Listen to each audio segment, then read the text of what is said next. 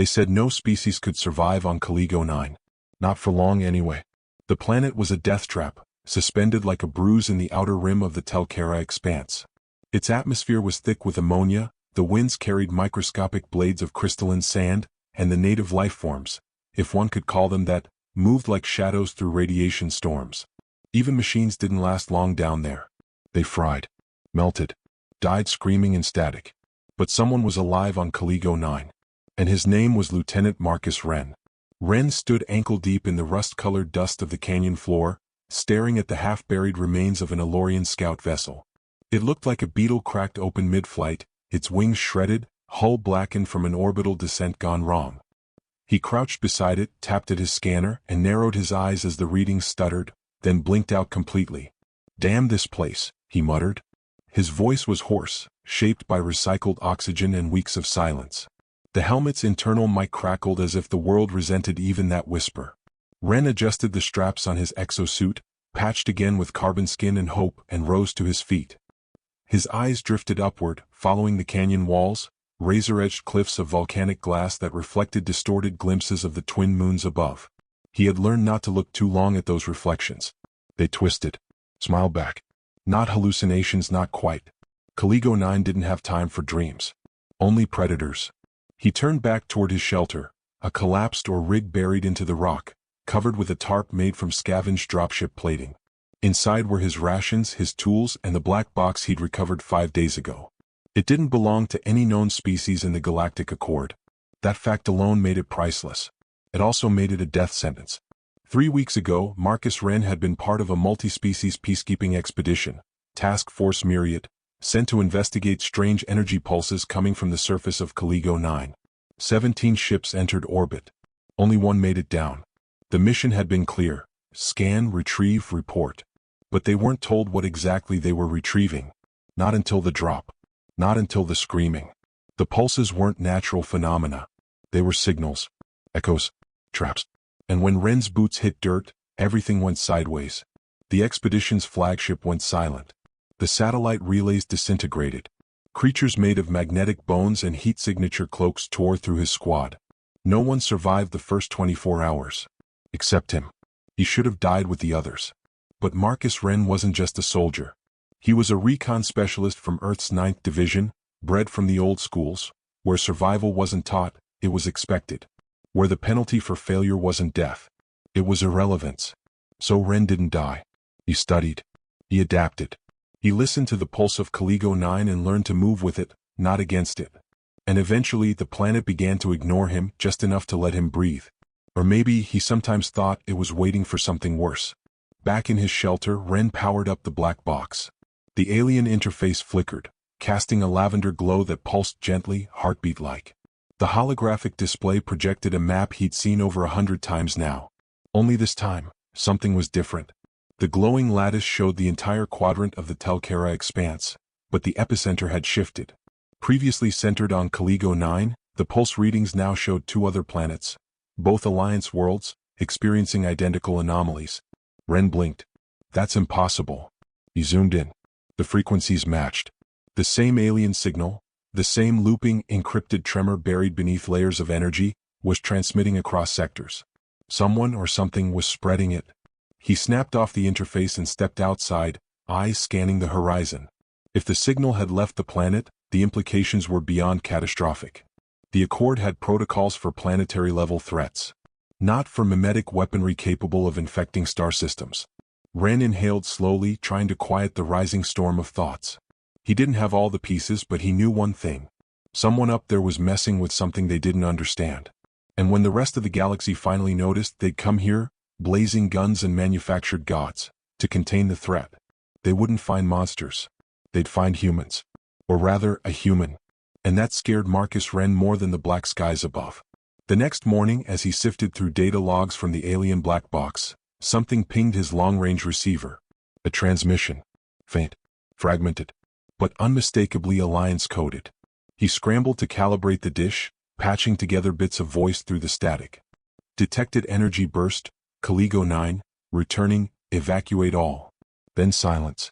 He blinked. They were coming back. Not for him, of course. They thought him dead. No, this was about the signal. They were coming to wipe the place clean. To sanitize. He only had hours, maybe a day. Ren grabbed his gear, strapped on his sidearm, and slid the black box into its containment field. If they found it here, alone, unexplained, they'd classify it as hostile tech. They'd vaporize the canyon, glass the site, and never ask what it had tried to warn them. He wouldn't let that happen. He set off down the ridge toward the old DeLorean crash site he'd first discovered. There were still parts in that wreckage he could use, amplifiers, relays, and maybe, just maybe, something to piggyback a warning off-world. The walk was long and treacherous. The ground vibrated in places where it shouldn't. The sky shimmered with unnatural auroras. And the shadows had started to follow him again. Halfway there, as the canyon narrowed into a pass, he heard a sound that froze his breath. Boots. Not his. He crouched behind a rock outcrop, eyes scanning the path ahead. They weren't Alliance. Not by the look of their armor. Sleek, obsidian with hexagonal plates and no insignia. 6 figures. Moving in tight formation. Non-human gait. Heavy plasma rifles cradled with too much ease. Mercenaries? No. Something worse. He leaned forward for a better view, just in time to see one of them pull out a scanner and aim it at the canyon wall.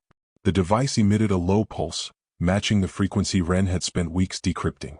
The figure nodded, turned to its squad mates. It's here, a guttural voice crackled in a strange dialect. Then in galactic common, clearer and colder. Activate retrieval. If the human is still alive, terminate. Ren's blood turned to ice. They weren't just looking for the signal. They were looking for him. He didn't know who they were yet, or why the signal mattered so much. But in that moment, as the hunter squad deployed drones and began descending the pass, Ren understood something primal. This wasn't an expedition. It was a cover-up. And he was the last witness. He backed away, breath shallow, mind calculating every escape route. Then his boot crunched something. Not stone. A skull.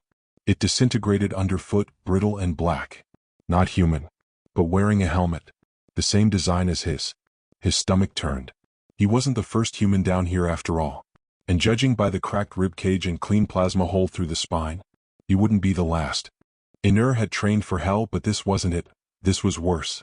The military complex of Vorta Prime spread beneath him like a steel cancer rooted deep into the moon's crust. Built into the hollowed-out core, it was invisible from orbit, concealed behind magnetic shrouds and quantum shielding. And yet, the humans had found it. Cadet Reiner, eyes front, barked Commander Elsia Varn, a Zentari hybrid with translucent skin and amphibian eyes that never blinked. Her voice was mechanical, enhanced by her translation implants to sound sharp, emotionless. Focus on the scenario. You're representing the Academy. Reiner stood at attention in his pressurized armor, eyes on the massive hollow projection at the center of the command chamber. It depicted the Kravix Dominion's border systems, flaring red with incidents of unauthorized contact. Behind him, a dozen cadets from different species whispered or smirked, still amused by the primitive human's presence. They didn't know what Reiner had seen. What he was. A week ago, the Kravix had claimed they'd been attacked by human vessels in the Vaskran belt. Their outer listening stations went dark. A diplomatic outpost in orbit over Visser 9 was turned to plasma. Kravix military pride had been bruised. And bruised pride on Kravix worlds often turned into full-scale retaliations. They hadn't even bothered to send a proper demand for explanation, just a warning: withdraw from this galaxy or be annihilated. Of course, humans didn't take kindly to ultimatums. Reiner had watched the human response on the encrypted link back at his dorm. The Terran Council's representative had leaned forward, calmly, almost apologetically, and said 6 words that rippled through galactic channels like a supernova. Congratulations, you just declared war on us. The feed cut out immediately after. Now the galaxy was in a scramble. I want tactical proposals, Varn continued, sweeping the room with her opaque gaze. Kravix fleets are regrouping. The Terrans are silent. Anyone with insight into Terran protocol? No one spoke. Except Reiner. They won't respond through standard channels, he said, drawing every eye.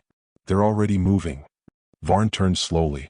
Cadet Reiner, do you have evidence to support that claim? They'll respond with surgical precision, Reiner said, his voice even. Small strike teams. Data disruption. Psychological pressure. They'll dismantle Kravix logistics and command networks before the Dominion can mobilize. Then they'll strike. Hard. A low, amused chuckle broke the silence. Reiner turned to face the source. Dazik, a 7-foot-tall Asari brute bred for war, his gills flaring with derision.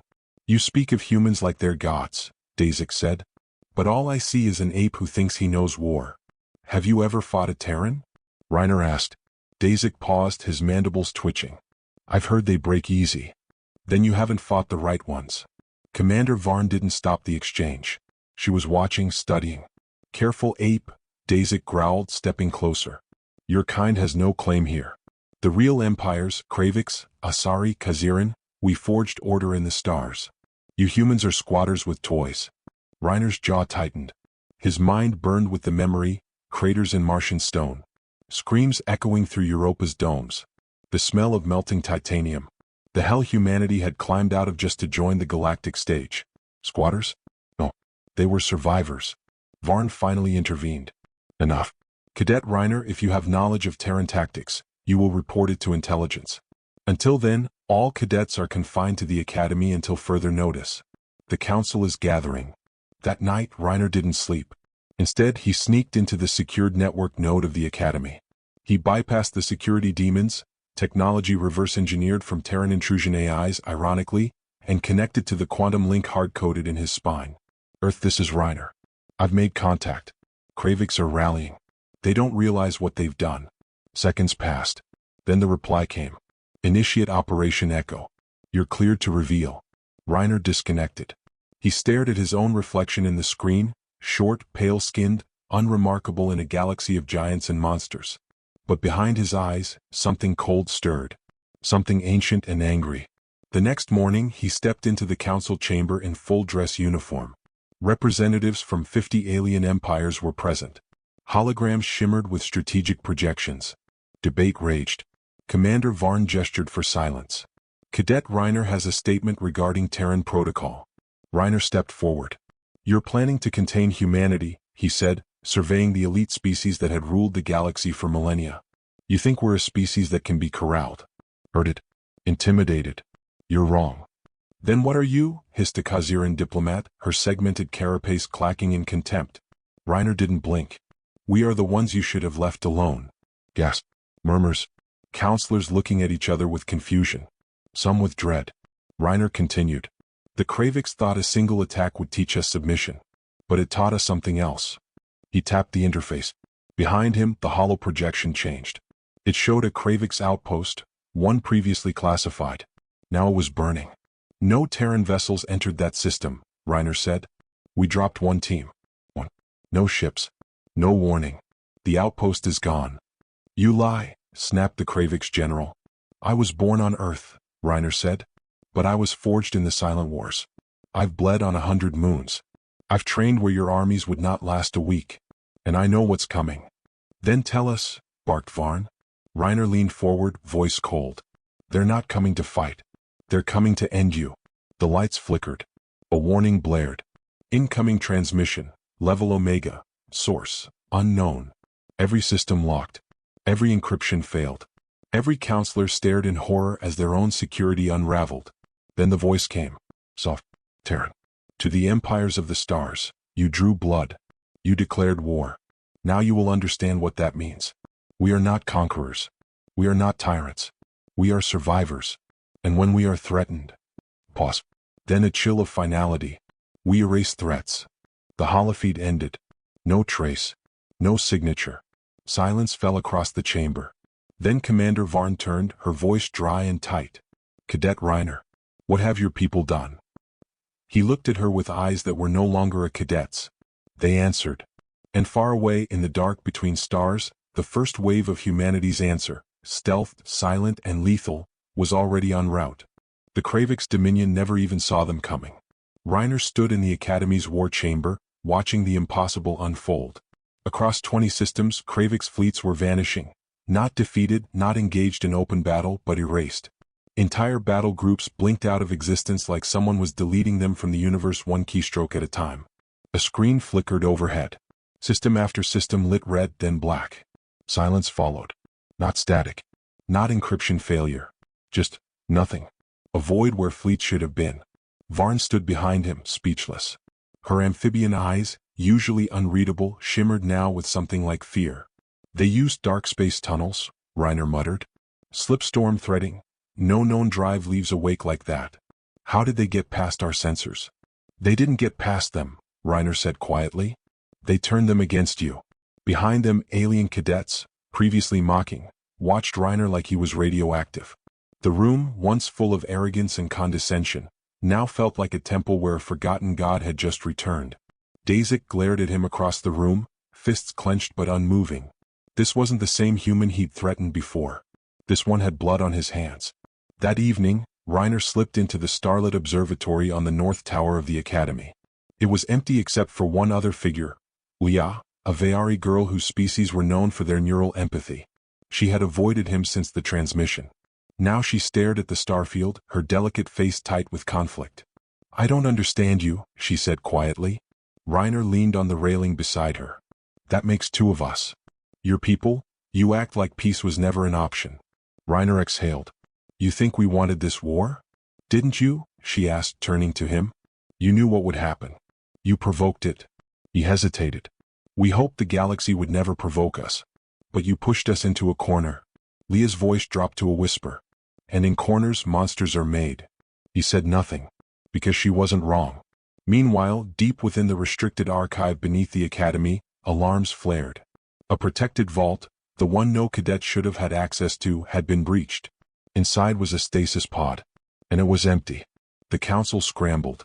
Emergency conclaves formed across every galactic capital. Messages flew in 1,000 languages. Some pleading, some threatening, some simply terrified. Every empire wanted to know the same thing. What are the Terrans planning next? But none of them had the answer. Not even Reiner. Because humanity wasn't following a plan. They were following a person. And that person was no longer asleep. On the third night after the transmission, Reiner was summoned to the Central Spire, a communication vault sealed to all but the highest-ranking officials. He was met not by Commander Varn, but by the Admiral General of the United Terran Defense Nexus, Elias Kale. Projected via tight beam, the man's scarred face looked half machine, half stone. His voice echoed like thunder locked in steel. Reiner, he said. Status report. Council's in panic, Reiner replied. Their fleets are paralyzed. Morale is cracking. Good, Kale said. Next phase begins soon. The prototype has awakened. Reiner stiffened. Are you sure? Kale's nod was grim. It escaped containment 3 hours ago. It's already made contact with an Asari fleet. What's left of it is drifting in silence. Reiner swallowed. Then they'll know. Eventually. They'll know too late. Kale leaned forward. You train with her. You know what she is. We can't stop her now. But you can guide her. Reiner's breath caught. You want me to find her? I want you to remind her she's human, Kale said.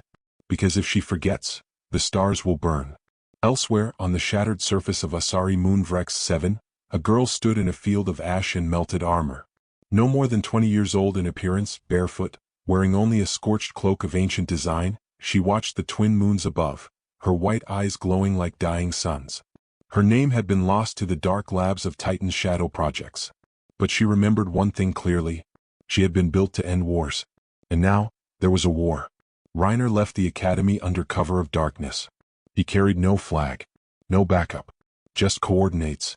But the journey wasn't simple. The Council, sensing their own loss of control, had authorized the elite to hunt any Terran agents moving off-world. One such elite was waiting for him in the hangar, a warden of the Von Richt's order, clad in living metal, armed with weapons forged in star cores.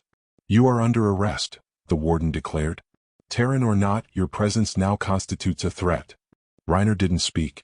He moved. What followed wasn't a fight, it was a dismantling. 3 seconds. 2 broken limbs. 1 collapsed lung, not his. The warden didn't even scream. Just wheezed in disbelief as Reiner whispered over him, You've trained for centuries. We trained while dying. Then he was gone. In orbit, his vessel, a relic called Black Echo, activated its stealth drives. It shimmered, then vanished into the deep dark. Ahead, a rendezvous with something born of humanity's most secret ambition. But as he entered the jump corridor, a transmission echoed through the ship, uncoded, unencrypted. Just a girl's voice. Soft, broken, familiar. Reiner. I remember now. I remember what they did to us. I remember the pain, the fire, the tests. Reiner froze. I remember you. Pause. And I don't know if I'm still me. Then silence. Reiner clenched the controls, heart thundering. She wasn't just awake. She was calling for him. Vrex 7 hung in orbit like a wounded god, its atmosphere choked with ion ash and debris. The Asari had once ruled 3 neighboring systems from here. Now their moon was a crypt. Reiner's ship, Black Echo, slipped through the toxic layers, the hull groaning under radiation pressure. Below, half-melted structures jutted from the ground like the bones of a fallen civilization. But at the heart of it stood a tower, unfinished, ancient, pulsing with faint white-blue light. He knew she'd be there. It was instinct. He'd first met her not as a person but as a file. Subject Ether 9. Built, not born. Designed by humans to match the psychic warfare capacity of an entire alien armada. But the files missed what made her dangerous. She felt. And now she remembered. Reiner landed in the obsidian basin just outside the tower. Gravity was thin, time warped. Whatever had awakened inside that structure bent physics like thread. His boots crunched over glassified sand, each step echoing longer than it should have. He entered without resistance. No doors barred him. No traps. Just her. She stood at the base of the central spire, long white hair tangled with soot, her back to him. The same slim form. The same faint tremble when she sensed his presence. Ether, Reiner said gently. She turned. Her face was a war zone of emotion.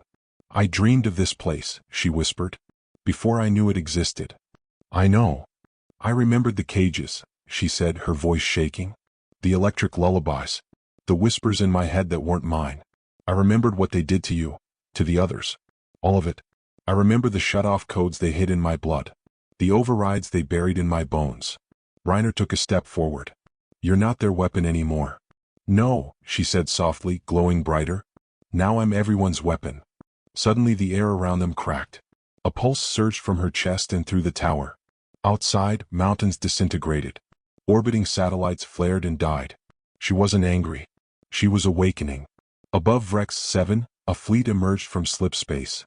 A coalition of the Kravix, the Asari, and the Von Rix Order. Ships bristling with antimatter cannons, warp bombs, and psionic nullifiers. Commander Varn watched from the bridge of the Sovereign Halcyon. We've traced her signature, one officer said. We believe the Terran prototype is on the surface. And Reiner? No signal, but he's there. He always was. Varn's orders were clear. Eliminate the anomaly. Retrieve the Terran agent dead or alive. But in her gut, something screamed. You don't bring a sword to stop a star. Back inside the tower, Reiner moved closer. You don't have to be what they made you, he said. I don't know what else to be, she whispered. Reiner extended a trembling hand. Be human. Ether looked down at it. And for a second, just one. The pulse in her slowed. Her glow dimmed. Then a blinding explosion split the sky, a kinetic strike from orbit. The tower shuddered. She staggered, eyes flaring in instinct. No. Reiner shouted, but it was too late. She rose off the ground, her body lifting in a cocoon of light. I tried, she said. But they never stop. They never stop hurting us. She screamed. And the world broke. Varn's ship rocked violently. What was that? Moonquake. No, planetary resonance event. She's destabilizing the mantle. Another officer cried out, she's drawing energy from the core. No power source could sustain that. It'll collapse. On every ship in the fleet, alarms blared. Systems failed. Engines died. In the span of 30 seconds, over 200 capital vessels lost all function. Dead in space. Above a girl remembering her pain. Reiner reached her in the chaos, fighting the gravity distortion around her. I know what they did to you, he shouted, muscles screaming. But you get to decide what comes next. She turned, eyes pure white fire. Why should I? Why shouldn't I tear it all down? Because then they win, he shouted. Not the aliens. The bastards who built you. Who made you believe that destruction was all you're good for. But you're not a bomb. You're the spark. The one that lights the way. She hesitated. Her light shimmered and flickered. Then, her body exploded outward in radiant energy. Reiner shielded his eyes. But there was no heat. Only wind. Soft, warm like Earth's spring air. When he looked again, she hovered inches off the ground, floating in silence. Her arms outstretched. Her expression, calm. I remember, she said. My name wasn't Ether. Reiner took a breath. It was Elin. He smiled. Welcome back, Elin. Above, the fleet stirred. Some systems returned. Others remained blind. And then came the signal. A single message pulsed in all directions. No encryption. No signature. Just one sentence. Congratulations, you just declared war on the most lethal species alive. It didn't come from Earth. It came from Elon. And every species who heard it believed it. Reiner and Elon stood on the ruins of the tower, watching the broken armada try to limp away. They'll regroup, she said softly. They'll build stronger ships.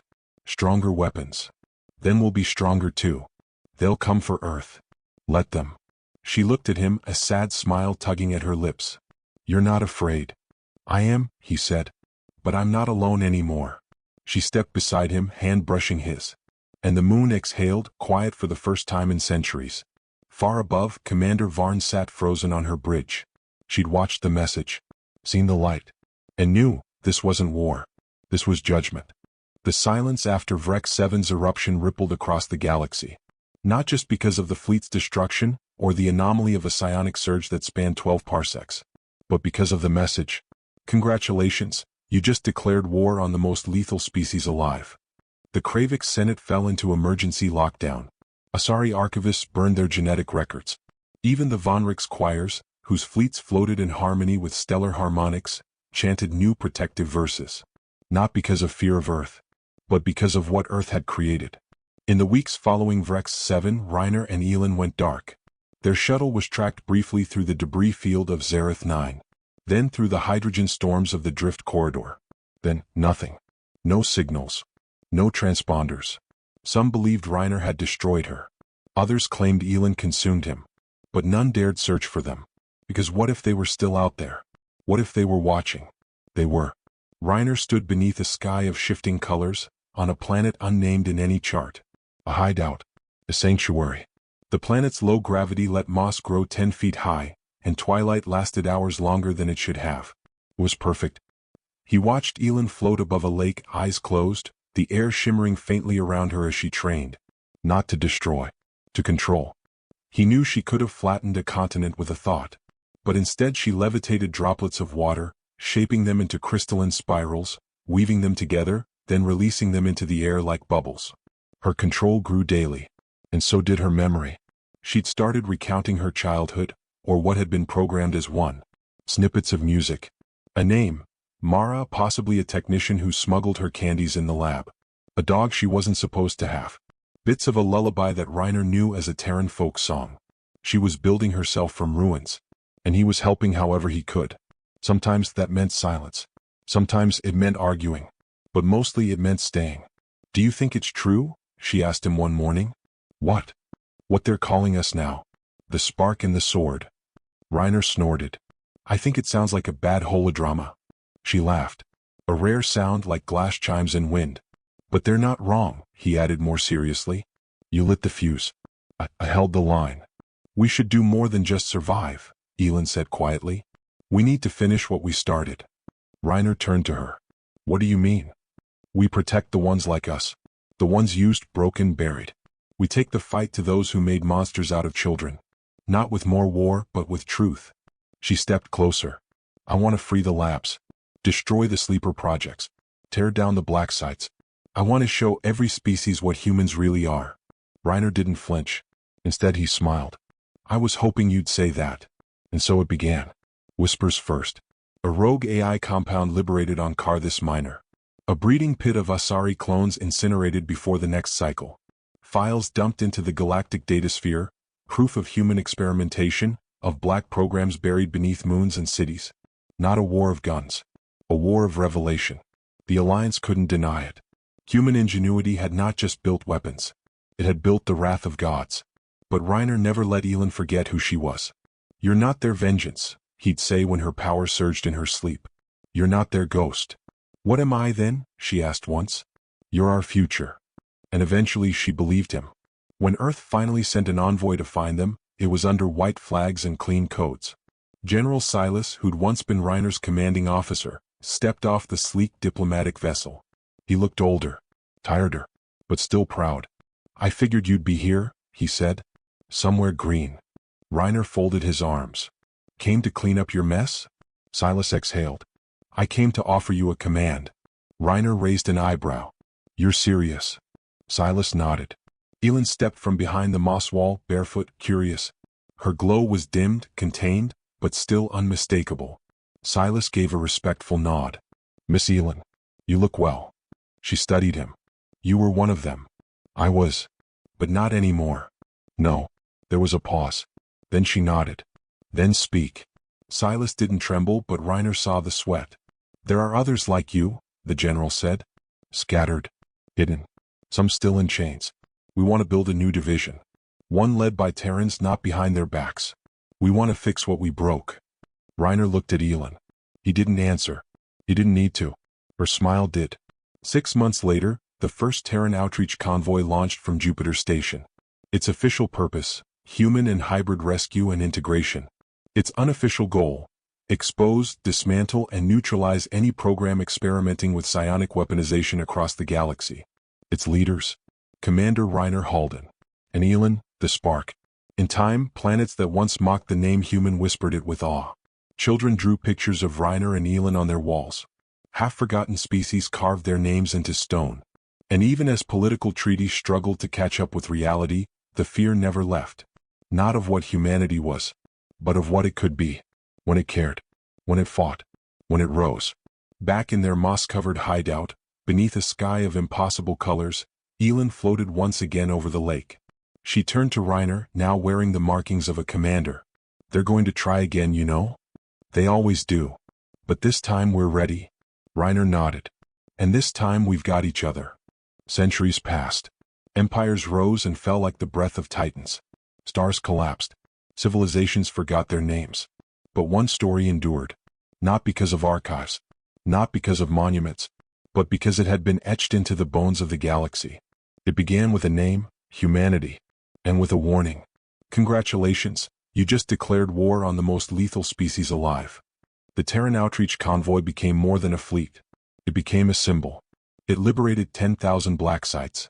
It freed not only humans but the twisted offspring of alien ambition, spliced hybrids, machine-bound minds, synthetic womb-born, memory-wiped assassins. Every forgotten child of war. And with each soul rescued, humanity's legend grew. They didn't just rescue. They rebuilt. Homes. Languages. Cultures. Dignity. Elin, once an anomaly, became the voice of the freed. A living myth. She didn't age, at least not visibly. Some believed she transcended time. Reiner Halden, aging yet unyielding, trained generation after generation. Even when his body failed, his mind remained sharp. His final years were spent in orbit above Karai's remnant, overseeing the last blacksite's destruction. He died with no pain. Just silence. And a whisper from Elin. You were the best of us. His tomb wasn't built in stone. It was a field of stars. The Reiner constellation, charted by 7 species, anchored by a pulsar shaped like a blade. Children still recite its names, Spark and Sword. Long after Elin vanished, walking into a wormhole that bloomed above Earth's atmosphere and never closed, others took her place. They called themselves the Inheritors. Humans, hybrids, and even full-blood aliens who believed in the same code. Truth. Justice. No gods, no kings, only choice. Their banner? A simple handprint. Human. Scorched into metal. The symbol of the day everything changed. Historians from the 9th galactic epoch argued about what made humanity so dangerous. It wasn't strength. Dozens of species were stronger. It wasn't intelligence. Even Terran AIs admitted the Calathi ran faster calcs. It wasn't numbers. It wasn't resources. It was defiance. The ability to say no. To choose. No matter the odds. No matter the pain. To stand up when the universe told them to kneel. An Asari emissary once spoke in front of the rebuilt Galactic Assembly. I once asked a human soldier, she said, why he fought after everyone else had surrendered. The chamber listened in silence. He smiled and said, because I remember. And because someone else might forget. The chamber stood. Even the Kravix. In the deep, distant parts of the galaxy beyond the known systems, a rumor spread. That Elin had not vanished. That she still walked among the stars. Altering timelines. Undoing atrocities before they could happen. Some said she became a force of nature. Some claimed they saw her on dying worlds, holding a child in her arms. Others believed she would return one final time. When the galaxy forgot what it owed humanity. And she would remind them. One monument remains untouched by age or weather. It floats above Earth on the black glass moon of Echelon 9, carved in ancient Terran script, surrounded by lights that never flicker. It doesn't show faces, only words. Words that define an entire species. Words that ended the silence of cowards and the reign of tyrants.